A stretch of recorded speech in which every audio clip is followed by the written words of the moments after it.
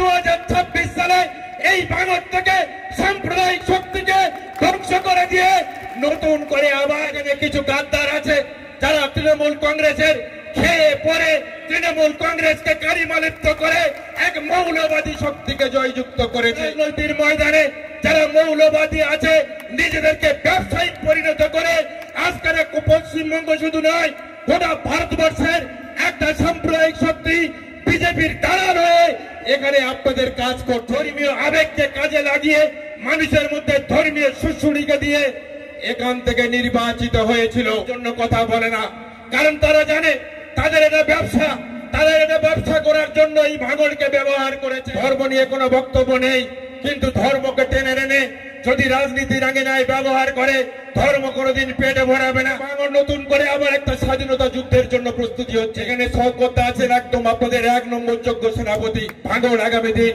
মুক্তির স্বাদ পাবে। আর 2026 সালে এই মাটি, এই পবিত্র মাটি, এই ভাঙড়ের মাটি থেকে তৃণমূল কংগ্রেস জয়যুক্ত হবে। আমি আজকের এই ভাঙড়ের মাটিতে ভাঙড়ের মানুষকে ধন্যবাদ জানাবো যে আজকের শওকত মোল্লার নেতৃত্বে যেভাবে ভাঙড় গোটা ভাঙড়বাসী আজকের গোটা ভাঙড়ের তৃণমূল কংগ্রেসের নেতৃত্বরা যেভাবে ঐক্যবদ্ধ হয়েছে, আমি মনে করি কুলতলির মাটিতে দাঁড়িয়ে 2021 সালে যেভাবে ওখানে মুক্তির স্বাদ পেয়েছিল, আগামী 2026 সালে এই ভাঙড় থেকে সাম্প্রদায়িক শক্তিকে ধ্বংস করে দিয়ে নতুন করে আবার এই ভাঙড়ের মাটিতে তৃণমূল কংগ্রেসের এখানে বিধায়ক নির্বাচিত হবে। আপনাদের খালি দাঁতে দাঁত চেপে লড়াই করতে হবে। একটা কথা মাথায় রাখতে হবে, গোটা দক্ষিণ 24 পরগনা জেলা 31টা বিধানসভার মধ্যে 30টা বিধানসভায় তৃণমূল কংগ্রেস জিতে আছে। আর ভাঙড়ের মানুষকে ধন্যবাদ দিই, তারা তার অনেক আগে থেকে এখানে তৃণমূল কংগ্রেসের বিধায়ককে নির্বাচিত করেছিল। এখানে আমাদের বারুল বলছিল এখানে কিছু গাদ্দার আছে যারা তৃণমূল কংগ্রেসের খেয়ে পরে তৃণমূল কংগ্রেসকে কালিমালিপ্ত করে এক মৌলবাদী শক্তিকে জয়যুক্ত করেছে। ধর্ম প্রত্যেকের মানুষ, আমরা যারা এই বাংলায় বড় হয়েছি, আমরা বাংলায় হিন্দু হই, মুসলমান হই, খ্রিস্টান হই, বৌদ্ধ হই, আমাদের ধর্ম প্রত্যেকের মাথায়। কিন্তু রাজনৈতিক ময়দানে যারা মৌলবাদী আছে নিজেদেরকে ব্যবসায়িক পরিণত করে আজকের পশ্চিমবঙ্গ শুধু নয় গোটা ভারতবর্ষের একটা সাম্প্রদায়িক শক্তি বিজেপির দ্বারা রয়ে এখানে আপনাদের কাজ করছে। আর বিভিন্ন জায়গায় বিধানসভায় দাঁড়িয়ে, অন্যান্য বিধানসভায় দাঁড়িয়ে ভোট কেটে বিজেপির শক্তিকে, এই সাম্প্রদায়িক শক্তিকে তারা জয়যুক্ত করার একটা পরিকল্পনা করছে। কিন্তু তারা জানে না এ বাংলা সংস্কৃতির বাংলা, এ বাংলা বিভিন্ন সময় দাঁড়িয়ে ব্রিটিশদের বিরুদ্ধে লড়াই করেছে। নেতাজি সুভাষচন্দ্র বসু আমাদেরকে পথ দেখিয়েছিল, রবীন্দ্রনাথ ঠাকুর, আজকের দিনে নজরুল ইসলাম। আজকের বাংলার যে সংস্কৃতি, বাংলার যে কৃষ্টি, সেই কৃষ্টি সংস্কৃতিকে বিসর্জন দিয়ে আজকের ভারতবর্ষের ভারতীয় জনতা পার্টি 2014 সালে মিথ্যা কথা বলে আজকে যারা ক্ষমতায় এসেছিল, আর আজকের 2021 সালে এই ভাঙড়ের মাটিতে দাঁড়িয়ে একটা মিথ্যা কথা বলে ধর্মীয় আবেগকে কাজে লাগিয়ে মানুষের মধ্যে ধর্মীয় সুশুড়িকে দিয়ে এখান থেকে নির্বাচিত হয়েছিল।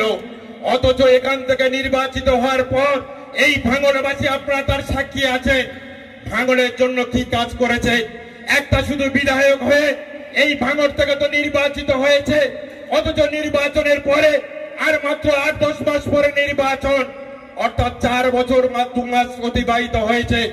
অথচ ভাঙড়ের রাস্তাঘাট থেকে শুরু করে, ভাঙড়ের স্কুল কলেজ থেকে শুরু করে, ভাঙড়ের সার্বিক ডেভেলপমেন্ট থেকে শুরু করে সমস্ত জায়গায় আমরা দেখেছি। বিধানসভায় থাকি এবং বিভিন্ন দপ্তরে যাই, আমাদের নেতা শওকত মোল্লা যেভাবে ভাঙড়ের জন্য চিন্তা করে, ভাঙড়ের কথা বলে, অন্য কোন ওই বিধায়ককে যারা আজকের ভাঙড় থেকে নির্বাচিত করেছিল তারা ভাঙড়ের জন্য কথা বলে না।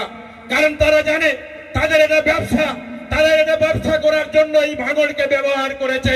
তাই আমি ভাঙড়ের মানুষের কাছে আবেদন করতে চাই, আপনারা বারে বারে রক্তাক্ত হয়েছে রে ভাঙড়, বারে বারে এখানকার মানুষ, এখানকার শান্তিপ্রিয় মানুষ, এখানকার দোকানদার ভাই থেকে শুরু করে এখানে গণতন্ত্র প্রিয় মানুষ, আপনারা দীর্ঘদিন ধরে ভাঙড়ে দেখেছেন কিভাবে গোলা গুলি, বোমা, বন্দুক, রক্তাক্ত খুন বিগত পঞ্চায়েত নির্বাচনে এখানে খুন হতে হয়েছে।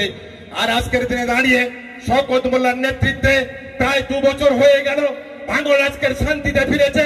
ভাঙড় আজকের উন্নয়নের পথে ফিরেছে। সেই জায়গা থেকে আপনাদের আজকের এই 21শে জুলাই এই প্রস্তুতি সভা থেকে শপথ নিতে হবে। কারণ এই প্রস্তুতি সভা শুধু আমি আজকের মনে করি ভাঙড়ের এত কর্মী, এত নেতৃত্ব, এত জনপ্রতিনিধি, যেভাবে এত প্রস্তুতি সভায় এত হাজার হাজার মানুষ আজকের সমাবেত হয়েছে, আগামী 21শে জুলাই আপনারা সবাই মিলে শহীদ তর্পণে যাবেন। আর একটা কথা বলে যাব আমি এই ভাঙড়বাসীর উদ্দেশ্যে, একটা কথা মাথায় রাখবেন, ধর্ম আমাদের প্রত্যেকের মাথায়, ধর্ম নিয়ে কোনো বক্তব্য নেই, কিন্তু ধর্মকে টেনে এনে যদি রাজনীতির আঙিনায় ব্যবহার করে ধর্ম কোনোদিন পেটে ভরাবে না। কারণ আপনাদের মনে আছে বিগত দিনে আমরা দেখেছি যখন এই করোনা ভাইরাস হয়েছিল, শুধু গোটা ভারতবর্ষ নয় সারা পৃথিবীর যারা ধর্মগুরু আছে, যারা বলতো আমরা ছুঁয়ে দিলে মানুষের প্রাণ রক্ষা হয়, যারা বলতো ছুঁয়ে দিলে মানুষের রোগ ভালো হয়ে যায়, সেই রোমের ভাটিকান শহর থেকে শুরু করে পোপ থেকে শুরু করে যারা হাত নেড়ে বলতো ভক্তরা ভালো আছে কিনা, মানুষ হাজার হাজার লাখো লাখো মানুষ সেখানে দাঁড়িয়ে সেই ধর্মীয় কথা শোনার জন্য সেখানে দাঁড়িয়ে মানুষ সেই রোমের পোপকে দেখতে যেত। আর যখন করোনা দেখা দিয়েছিল, মানুষের যখন হাজার হাজার মৃত্যু মিছিল, লাখো লাখো মানুষ যখন মারা গেছিল, সেই সময় সমস্ত ধর্মগুরুরা মুখ ঢেকেছিল। কেবলমাত্র বিজ্ঞান আর গোটা ভারতবর্ষ নয়, গোটা পশ্চিমবঙ্গে তৃণমূল কংগ্রেসের কর্মীরা মানুষের সঙ্গে থেকে লড়াই করেছে। সেই জন্য আপনাদের মনে রাখতে হবে, ধর্ম করুন নিশ্চিত মনে, পবিত্র মনে ধর্ম করুন, কিন্তু বাংলার সংস্কৃতি, বাংলার কৃষ্টি, বাংলার কালচার, বাংলার ঐক্যবদ্ধ যে লড়াইয়ের ডাক দিয়েছিলেন আমাদের নেতাজি সুভাষচন্দ্র বসু, যিনি ব্রিটিশদের 200 বছরের বিরুদ্ধে আজাদ হিন্দ ফৌজ তৈরি করে ডাক দিয়েছিলেন। আর আজকের যারা ভারতবর্ষের গদিতে দাঁড়িয়ে আছে, যারা ভারতবর্ষকে শাসন করছে, যারা বলছে বাংলা ভাষা করলে যারা বাংলাদেশের সঙ্গে তুলনা করছে, বিভিন্ন ভাবে মানুষকে কিভাবে কালিমালিপ্ত করছে, মানুষকে যেভাবে বিপদে চালিত করছে, আজকে ধর্মীয় বিবরণ তৈরি করে বিভাজন তৈরি করে মানুষে মানুষে একটা দাঙ্গা বাঁধানোর পরিকল্পনা করছে। তাই আপনাদের সতর্ক হতে হবে, কারণ এই ভাঙড় নতুন করে আবার একটা স্বাধীনতা যুদ্ধের জন্য প্রস্তুতি হচ্ছে। নতুন করে তৃণমূল কংগ্রেসের ভাঙড়ের তৃণমূল কংগ্রেস আগামী দিনে একটা নতুন স্বাধীনতা যুদ্ধের জন্য প্রস্তুত হতে হবে।